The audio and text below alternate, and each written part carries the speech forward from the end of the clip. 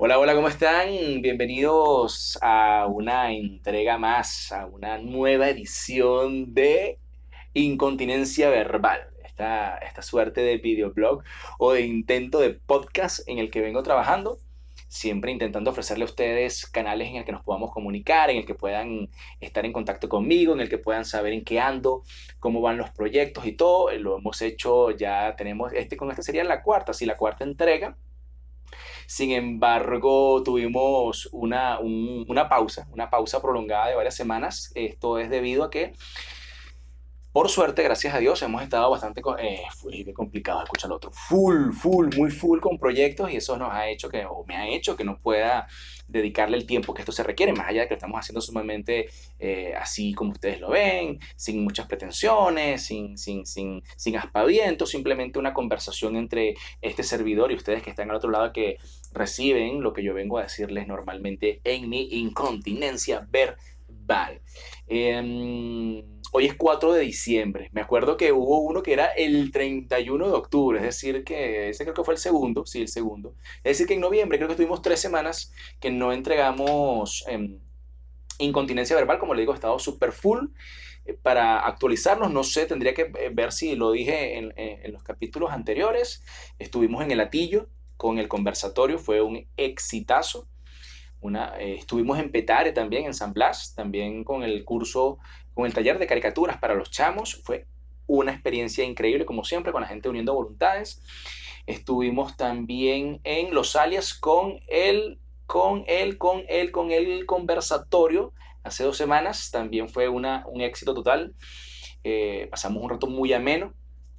Y estuvimos hace 15 días, ¿sí? Para ver, esta semana se cumpliría, este fin de semana se cumplirían 15 días, este fin de semana que viene, que estuvimos en la parroquia Tácata del municipio de Guaycaipuro compartiendo en el taller de caricaturas con los niños del sector. Una experiencia maravillosa, de verdad, que, bueno, de verdad súper agradecido con toda esa gente que siempre me colabora, agradecido con mi equipo de trabajo, tengo de verdad un equipo maravilloso, Doren Ollón, Daniel Murolo, Ángel Parra, Génesis Maximiliano, bueno, no sé, es que son tantas personas y tanta gente que además me colabora, que quizás no colabora en todas las actividades, pero que siempre están ahí. Por ejemplo, Katiuska de Uniendo Voluntades, Xiomara Sierra. Bueno, ¿qué te puedo decir? Son muchas personas que de verdad hacen parte de mis actividades o que de una u otra forma siempre aportan algo positivo a cada una de ellas. Bueno, también la gente de Latillo, el alcalde Elías Sayé, de verdad que se portó espectacular, todo su equipo de cultura que me abrazó allá en el Latillo, igual acá en Los Alias, que fui muy bien recibido por toda la gente. Bueno, Daniel Murolo, evidentemente, jefe de prensa de nosotros, de muchos de nuestros proyectos, y Eduardo Farray, que bueno, también nos colaboró mucho. El alcalde José Fernández, evidentemente, que también nos prestó los espacios del teatro. Y este sábado 9 de diciembre, voy a estar en Santa Eulalia, sector Santa Eulalia de los Teques, municipio de Huaycaipuro, con un taller para los niños del sector. Y bueno, los niños que quieran hacer parte, que quieran venir a pasar un rato agradable, a recibir cultura. Estamos sembrando cultura, seguimos recorriendo las comunidades, seguimos hablando con la gente, seguimos aportando porque creemos y aprendimos que tenemos que trabajar todos los días en el micro pensando siempre en el macro, siempre pensando en que cambiando nuestro entorno inmediato quizás podemos influenciar de forma positiva para que vengan grandes cambios en el macro, ¿ok? Estamos viviendo un país muy complicado, ustedes lo saben, estamos en Venezuela, para los que no lo saben, este video que ustedes están viendo se graba en Venezuela, República Bolivariana de Venezuela, y nosotros simplemente, bueno, venimos acá siempre a compartir, pero indudablemente para poder compartir tenemos que pasar 20.000 vicisitudes que nos surgen a diario, que son parte de la cotidianidad nuestra y de las personas que hacemos vida acá en Venezuela. Yo de verdad muy contento con esta actividad que vamos a tener el sábado 9. 10:30 de la mañana. Vamos a estar allá con el apoyo de la concejal Marvis Miller. Va a estar también parte, como siempre, de mi equipo trabajando en esta actividad. Hay mucha gente que ha colaborado. Además, esto es un llamado a ustedes porque muchos de los materiales que estamos utilizando en los talleres, o casi todos los materiales que estamos utilizando en los talleres, lápices, cajas de colores, sacapuntas, borradores, hojas blancas, etcétera, han sido donados por benefactores, grandes personas, grandes equipos de trabajo que me han facilitado los materiales siempre. Y ¿sabes qué me ha gustado? Que no han buscado el protagonismo de quiero que me nombres o por intercambio por publicidad, que no está mal. Ojo, quiero aclarar esto, no está mal, porque lo dije así como en un tono medio agresivo, pero no es así. Es decir, es válido querer hacerlo de esa manera, pero me gusta que lo están haciendo de corazón porque quieren colaborar con nuestra juventud, con nuestros muchachos y que es parte del proyecto. El proyecto es caminar, recorrer y que, bueno, en todo, como digo, así como está Incontinencia Verbal, que es un espacio para compartir algunos pensamientos, algunas ideas, bueno, tenemos también espacios para comunicarnos directamente con las comunidades, seguimos también recorriendo las con Notialtos. De verdad que, bueno, vuelvo y les digo, han sido semanas, además de muchos proyectos, muchas caricaturas, muchas cosas, bueno, muchas caricaturas interesantes y para mí ha sido bien sabrosito, de verdad, poder ser parte de todo esto. Se vienen también actividades importantes con la alcaldía de Carrizal, pero esta va a quedar para enero, creo. También vamos a estar por Cuba. Nos han invitado a que en Cuba demos una charla. Vamos a darla con mucho gusto. Lo estaré anunciando seguramente por mis redes sociales o por lo menos lo estaré notificando, mostrando para que todo el mundo se entere de lo que estamos haciendo porque, insisto, hay que sembrar, hay que sembrar, hay que sembrar, hay que sembrar para que podamos cosechar en los próximos meses, en los próximos años y que, bueno, Venezuela pueda salir adelante. Pero para salir adelante, entrando en materia, vamos a hablar un poquito del tema de hoy, por lo menos vamos a hacer un esbozo de lo que fueron o lo que fue el referéndum de ayer domingo 3 de diciembre, el referendo que buscaba con 5 preguntas aclarar si el gobierno tenía que defender la soberanía del país. O sea, no, en serio, en serio. El gobierno estaba preguntando si había que defender la soberanía del país y bueno, entraba ahí en discusión el tema polémico del Esequibo. El Esequibo, para los que ustedes no lo saben, la Guyana Esequiba es un territorio oriental del país, de nuestro país, de nuestra geografía, que es esa patica que está en el fondo y que tiene frontera con Guyana y bueno, con todos los países que hacen parte de hacia allá, Surinam y todo, pero evidentemente la frontera es con Guyana. Digo porque, bueno, después de Guyana viene Surinam, pero los que no lo sabían. Pero bueno, entrando en materia, esta es una disputa que viene desde finales del siglo XIX, que en 1899 se firmó un tratado en el que el Imperio Británico, de una u otra forma, voy aquí así a parafrasear un poquito, a hacer un resumen rápido, se firmó y bueno, ellos quedaban con el control del territorio. Venezuela no logró en ese momento el cometido, que era, bueno, evidentemente anexar el territorio a la geografía, a nuestros estados. Y eso, bueno, provocó ciertas polémicas, se trasladó hasta la década de los 60, cuando se firmó otro tratado, se fue a discutir el tema, quedaron que eso lo iban a canalizar por vías diplomáticas. Al final pasaron muchos años, porque hay que ser coherentes y hay que ser conscientes, además, de que, porque no solamente es este gobierno el que descuidó o terminó, evidentemente, de entregar el tema del Esequibo, sino que, bueno, ya esto venía de hace mucho tiempo y lamentablemente que hay que asumirlo, uno tiene que asumirlo con responsabilidad. Creo que ningún gobierno desde 1899 hasta el presente, 2023, de verdad ha hecho un intento un intento con ganas de finiquitar este tema del Esequibo. El hecho es que, bueno, hace unos meses el gobierno nacional comenzó con la disputa de, bueno, si nos preguntaban o no nos preguntaban y nos consultaban en un referéndum en el que se gastaron cifras que evidentemente no han sido publicadas, con materiales, con publicidad, con propaganda, mejor dicho, con propaganda en todos los internet, radio, redes sociales, vallas, etcétera, ropa, bueno, todo lo que se ha utilizado, panfletos.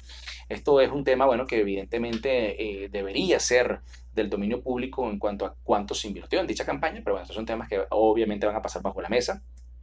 Pero se hizo una campaña para preguntar algo que está, como yo creo que yo lo había dicho, creo, si mal no recuerdo, en uno de mis videos el artículo 130 de la Constitución, es más, lo leí, sí, claro, el artículo 130 de la Constitución aclara, y vuelvo y digo, uso la misma palabra parafraseando, dice, bueno, que es un deber de todos los venezolanos el defender la patria, el defender los símbolos patrios, la integridad física de nuestro territorio.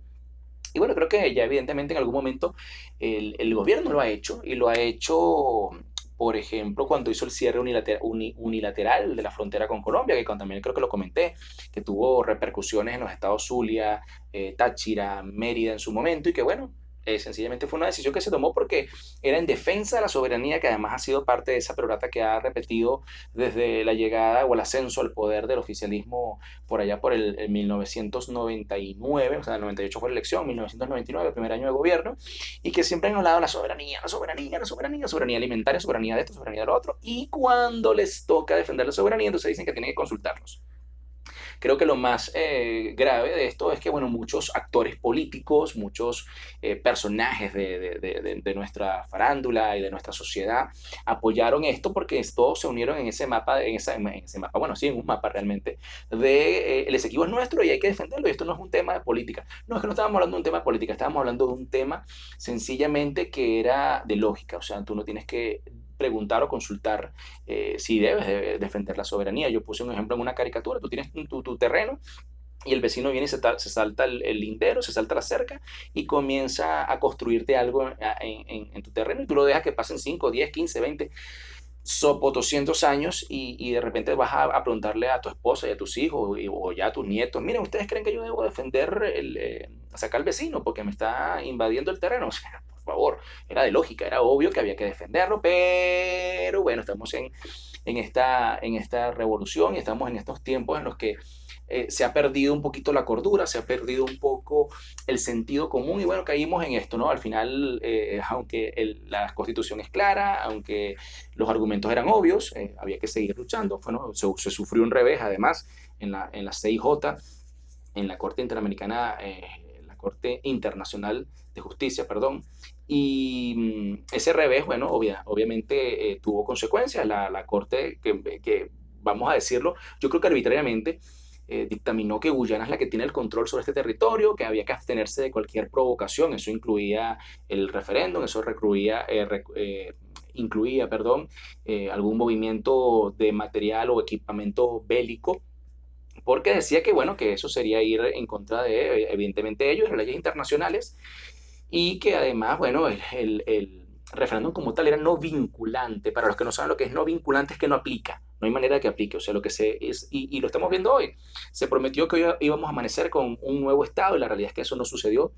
El panorama queda un poco gris, el gobierno dijo que van a hacer muchas cosas, y bueno, también vino el tema de la polémica. Yo dejé un videito en el intro, no sé si lo vieron, no, no es un videito, realmente es vamos a decirle, una asociación de fotografías de algunos centros del país. Estuve ayer cubriendo los Altos Mirandinos, Carrizal, Guaycaipuro, sobre todo los alias Pasé, pero más someramente. Creo que el Carrizal y Guaycaipuro fueron los municipios que más recorrí en los centros de votación y debo decirlo, o sea, se documentó en las cuentas de Noti-Guaycaipuro y Noti-Carrizal, estaban totalmente vacíos. Y más allá de que estos dos municipios no son el país, creo que los reportes que se hicieron y que se hicieron, además se viralizaron en las redes mostrando los centros vacíos, las calles vacías, habla de que el resultado final es muy extraño. Hay que decirlo que este resultado que dio el CNE, ayer el CNE, de manera, vamos a decirlo rápido, porque estamos acostumbrados a la espera de la baranda. ¿Se acuerdan? La baranda, la baranda. Y pasaban de un lado, entraban, salían, y eran las 11, eran las 12, era la 1. Y nos dieron las 10 y las 11, las 12 y la 1, las 2 y las 3. Y nos quedábamos esperando que una elección saliera por fin Tibisay Lucena, la difunta, y diera los resultados a las 2, 3 de la mañana. Ya uno estaba cansado porque después de un día de trabajo o de un día de espera, si no habías estado trabajando cubriendo dicha elección, bueno, era la espera agónica de los resultados y muchas veces fueron derrotas y era terrible, ¿no? Esa espera agónica que hubo un par de ocasiones que me quedé dormido y me enteré de los resultados al día siguiente porque no aguantaba el sueño.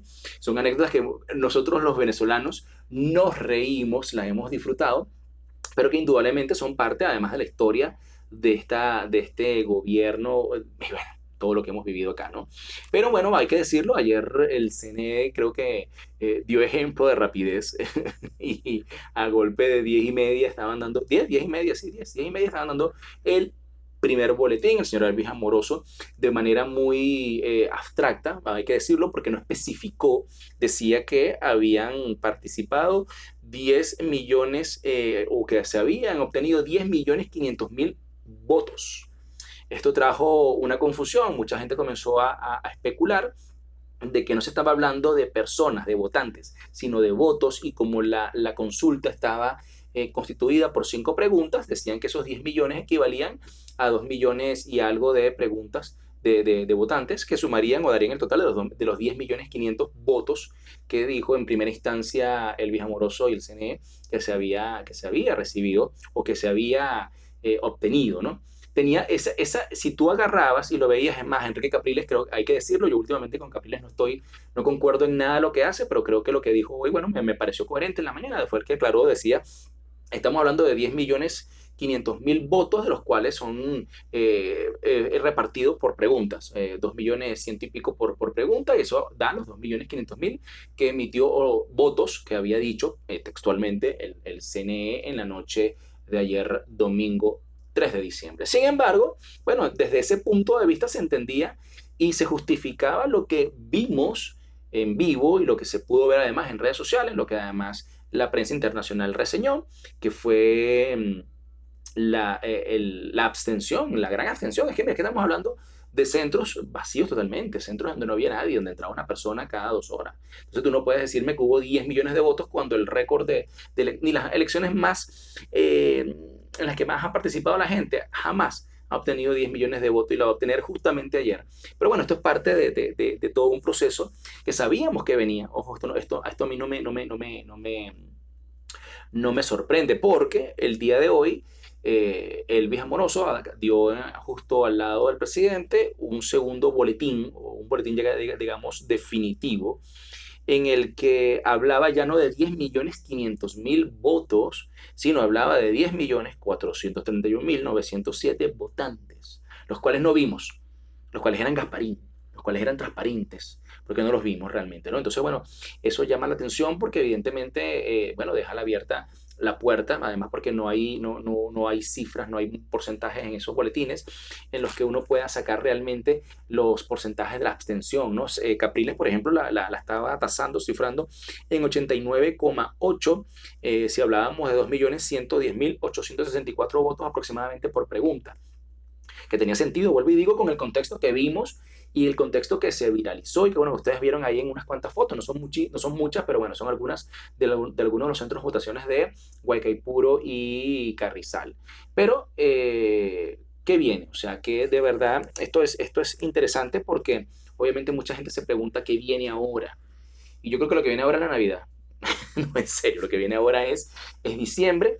Lo que viene ahora yo creo que es una profunda reflexión de parte de los partidos políticos y del propio gobierno. Yo creo que independientemente de que sabíamos que esto iba a suceder, porque para esto estaba llamado estos comicios o esta consulta, este referendo, era para esto, era para intentar fortalecerse, era para intentar generar desconfianza, porque evidentemente en un contexto donde 7, 8 millones de venezolanos han salido, el padrón es de 20 millones, o sea, tú dices, mira, increíblemente me estás hablando de una cifra que quizás dista mucho de la realidad en todos los contextos en los que los podamos analizar, y bueno, eso es un tema que, bueno, que quedará ya para el futuro. Pero yo no me quedo con las cifras, vuelvo y digo, yo no esperaba otra cosa. Yo no esperaba que me dijeran o que asumieran la realidad de lo que pasó, porque a diferencia de las primarias, donde pudimos ver los ríos de personas, y no solamente lo vimos nosotros, sino que nos llegaban los materiales audiovisuales, nos llegaban tantas fotografías, tantos reportes de todos los rincones del país, y pudimos ver una cantidad de gente votando, y fueron 2.500.000 personas las que votaron en ese proceso que celebró la oposición y que además fue anulado por el gobierno nacional. Vamos a partir que como no se vio, bueno, yo evidentemente lo asumí. Mira, esto no esperaba, insisto, algo más, sino justamente esta situación. Lo que yo creo, e insisto, y voy a ir con una reflexión casi ya para cerrar dentro de poco este pequeño monólogo que tengo con ustedes, este pequeño diálogo, en el que yo me hago varias preguntas y digo, ¿qué hay que hacer? ¿Qué debemos hacer como ciudadanos? ¿Qué debemos hacer como venezolanos? Yo creo que primeramente aferrarnos a Dios, agarrarnos de la mano de Él, confiar en Él, porque definitivamente Dios es el que tiene el control de todo. Eh, Vamos a dedicarnos un poco a hacer una pausa, vamos a celebrar las Navidades. Las Navidades llegaron ya, como decía la Sonora Matancera, en su disco navideño de por allá de la década del 50, y vamos a disfrutar de la familia, vamos a reflexionar, vamos a mirarnos al espejo y vamos a ver qué cosas hicimos bien y mal durante este 2023, un 2023 muy complicado y que nos deja ahora una puerta abierta porque evidentemente creo que hubo muchos liderazgos que además cayeron en, digamos, rayarse. Ya había sucedido con el tema de las primarias y ahora sucedió con este referéndum que hizo el gobierno, en el cual creo que muchos partidos y líderes de la oposición quedaron muy mal vistos, muy mal parados ante la opinión pública.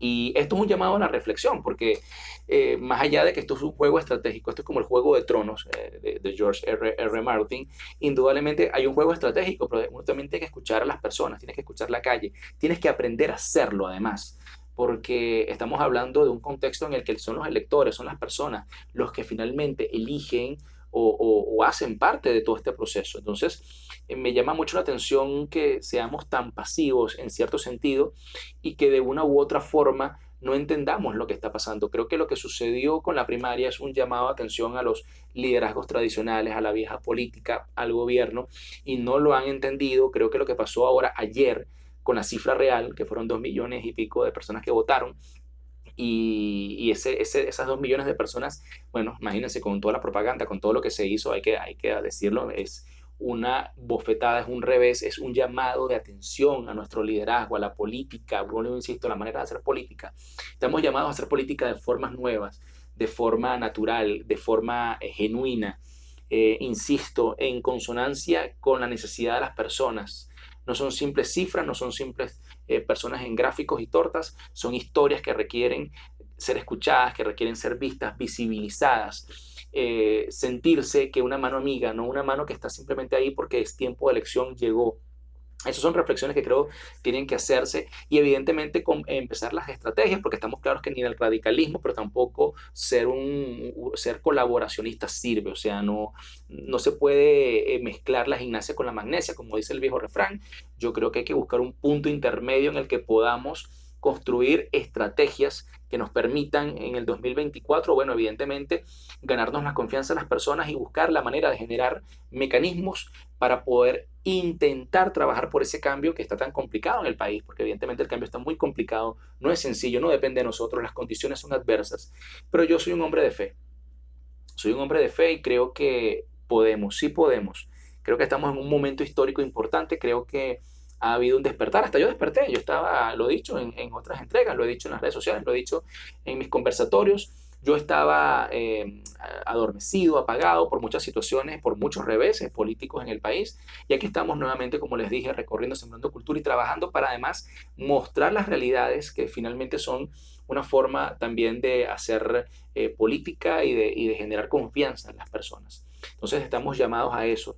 Dejo esa reflexión ahí para que ustedes se la queden, para que ustedes la analicen y bueno, para que sencillamente podamos trabajar de cara al futuro en el 2024, porque este mes, como les dije, va a ser un mes evidentemente ya de lo que queda a partir de la próxima semana, que ya prácticamente es 15 de diciembre, y vamos a estar ya en teoría, en la medida de las posibilidades y de las posibilidades económicas, porque hay que decirlo que aquí con la crisis económica es muy difícil tener navidades felices, como nos mandó el gobierno, pero podemos hacerlo a nuestra manera, con nuestra familia, con nuestras amistades, apoyándonos mutuamente y dándonos siempre un espaldarazo. Pero insisto, el liderazgo político tiene que reflexionar y tiene que darse cuenta de que la calle está hablando, la gente está hablando, está la voluntad expresada. El abstencionismo es una expresión, además, que no han sabido leer ni jamás entender los políticos y pasó desde el 2016 para hacia adelante, 2017, 18, 19, 20, 21, 22, 23, ha habido abstencionismo. Y abstencionismo no solamente en los procesos, sino que ya previamente entre el proceso ya hay abstencionismo, ya la gente te lo manifiesta, hay un desgaste, pero hubo un despertar ahora.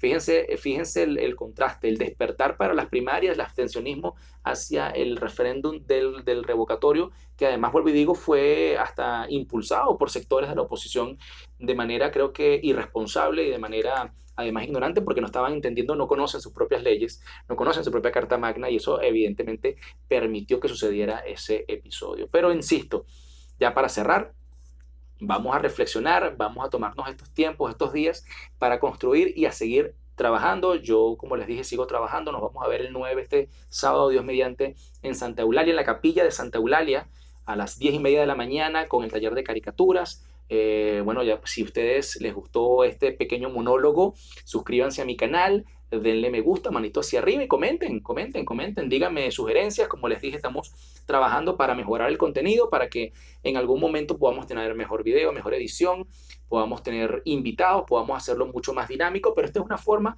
de hacer un preview, una primera temporada en el que podamos tener esta prueba, esta muestra que nos sirva para además calentar motores, porque yo creo que todas las cosas grandes siempre comienzan en pequeño, nunca, a no ser que seas multimillonario y puedas arrancar con todos los juguetes, pero aquí estamos haciéndolo sobre todo con mucho cariño porque queremos estar en contacto con usted, que además me sigue en mis redes, @fmpinilla en Instagram, @fmpinilla en Twitter, bueno, X en Thread, Fernando Pinilla, el canal, bueno, www.fmpinilla.com, mi página web.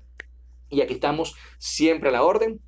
No se pierdan mis caricaturas en el Diario Nacional, mis caricaturas en el Diario Las Américas, y pendientes porque se vienen más talleres, se vienen más actividades, se vienen más oportunidades de compartir. Siempre estoy interactuando con la gente y espero que siempre estén pendientes de mí. Bueno, hasta aquí llegamos con esta nueva entrega de Incontinencia Verbal. Hoy con muchas reflexiones, hoy no nos reímos mucho. Hoy estuvimos seriecitos, pero es que bueno, además el tema lo ameritaba. Yo creo que dejar la reflexión era importante. Y bueno, nos vemos. Dios me los bendiga a todos.